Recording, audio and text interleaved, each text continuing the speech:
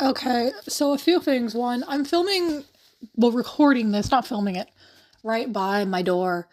And because of that, you may hear walking or noises because my room is a Wi Fi dead zone in the house for some reason, and I have to be closer to the door to get signal. I'm not going to show my face, not for any reason, just because I'm too lazy to film a long video showing my face and it takes up a lot of space. So if I put images on the screen, look at them, I guess. I might like put a sound effect.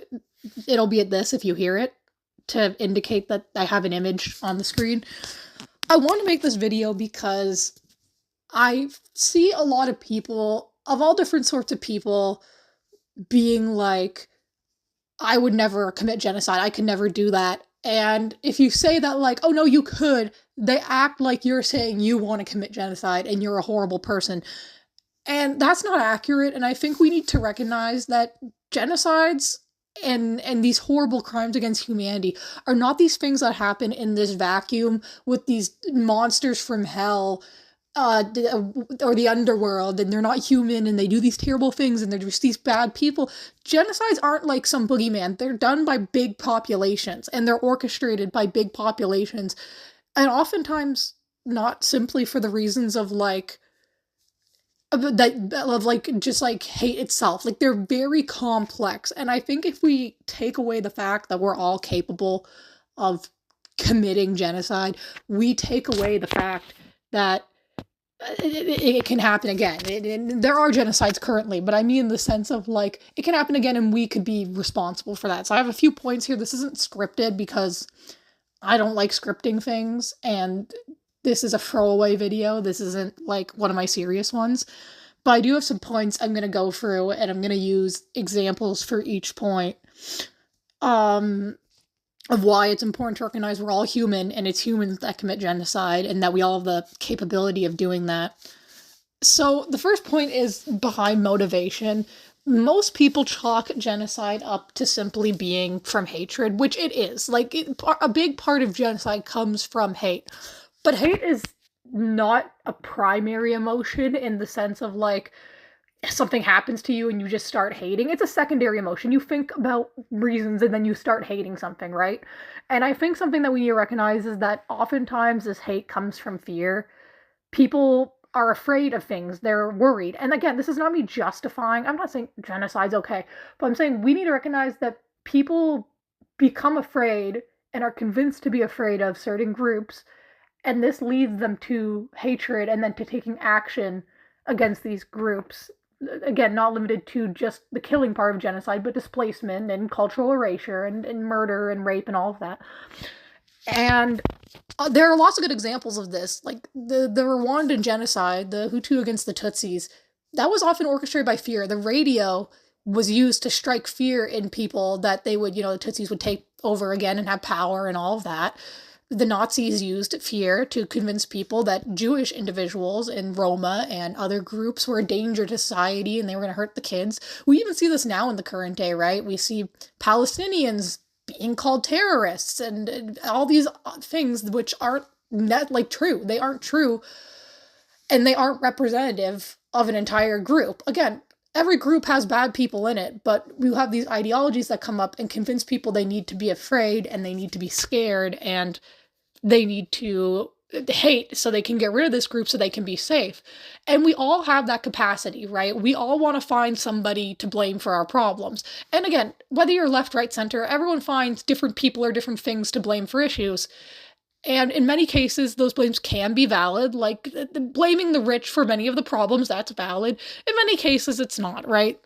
And we have to consider, though, that if we don't think about why we dislike a group of people, it is very easy for us to become ideological in a way that results in us doing great harm that isn't justified, right? That, like, we have to consider that. And it can be very easy to sit here and say, well, I would never hate a group of people, I'd never be afraid of a group of people. But propaganda is everywhere, and we've seen a demographic shift in different groups recently, right? Like, we've seen women's rights around the world go away. We've seen hatred for minority groups, religious minorities, sexual minorities go up over the globe overall. And it's very easy to hold progressive leftist human rights politics and lose them. That happens to people in the same way people hold crappy politics, racist, the homophobic, xenophobic politics, and they can change and they can choose not to have those anymore, right? So we have to be cognizant of that fact. The second point I have is I wrote down it's like us, but that's not a good way of describing it. Basically, we all have a capability to commit genocide because we are all people, right? And this is what I was going back to at the beginning. Let's go back there. Genocide is not committed by unique people, and it can't be, right? You can't have a group of 10 people that commit a genocide. They can commit an act of genocide, but they can't commit a genocide. You need regular people to get involved. And it's easy to sit here and be like, well, I don't have the capability to do that, but you do. And unless you've been in a situation like that, you don't know. Many people in Rwanda who partook in the genocide were really good friends or neighbors or lovers or family with people that they ended up killing or attempting to kill. And if we don't recognize that we have the possibility to do that, then we might do that. Like, again, this is not me saying you're a bad person, we're all gonna commit genocide, we all want to. But no one starts off life with these thoughts, right? No one starts off life being like, let me kill a group of people. So many reasons come up, and people may feel like they need to. They may feel pressured from societal reasons. They may feel like they have strong emotions. There may be political reasons. None of them are justifying what these people do. But we all have the capability to have these feelings and thoughts and emotions and motivations. And if we don't temper those, it is very easy for us to commit harm on other people. And again, most of the people who did these things, if you would ask them 10, 20 years before they committed the atrocious acts they did, many would say they wouldn't, right? We all say, oh, we would never do that. And then bad things happen, and many times we don't speak up, we let it slide, or we even participate and then look back later and we're like, oh, we shouldn't have done that. And if we can't recognize that, we are doomed to repeat it, right? I don't want to sound cliche, but the whole like, if you don't know history, you're doomed to repeat it is very true. And again, with the political climate nowadays, that is more true than ever. The last point I have is if we're cognizant of this, we can see it arising better in other situations, right? If we're cognizant of like what drives people to commit war crimes and genocide, what are the signs that it's happening, whatever model you want to use, if the end result is genocide, recognizing, oh, this is the stage we're in, or this is where we're at, and recognizing why it's happening can, one, help us stop it, and two, get other people away from it and keep ourselves away from it, right? If we aren't willing to recognize, if I have the capability of doing bad things, I got to critically think about why I have the beliefs I have, why I feel the way I do, XYZ, whatever, we're going to just do whatever the group does, right? We need to be able to critically think. And the group isn't just like the main societal group, it's whatever group you're a part of. You have to be able to think about, do I really believe this? Why am I doing this? What results will this action have? Whatever group you're a part of, right? Like, I'm not even signaling out like, oh, a certain group of people or a certain type of people. No, this applies to everyone. It is very easy for any sort of conglomerate of people to go downhill, maybe not to the level of genocide, but that does happen, which is why I'm bringing it up. So we have to recognize that we have the capability of causing harm in that way, and it lets us avoid it and see it in other people and avoid it in that sense. And now again, none of what I've said justifies genocide.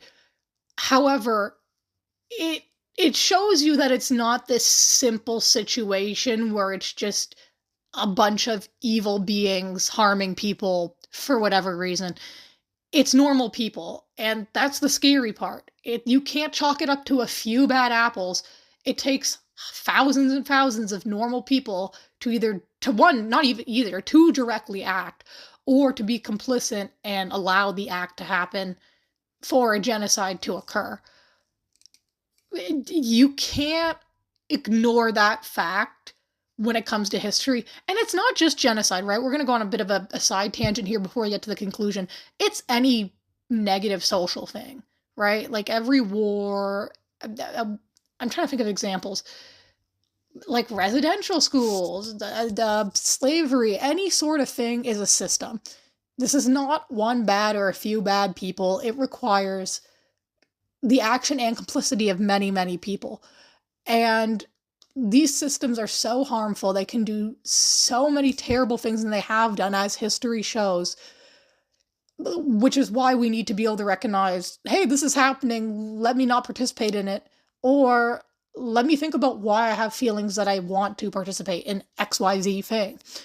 And that critical thinking and that pushback against whatever your first thought is or whatever group you're in immediately says is very useful in stopping harm, right? It's really the think before you act, think before you speak. It's again, it's as simple as that. Like, this whole thing can be chalked up to, like, don't just act on impulse, but deeper than that.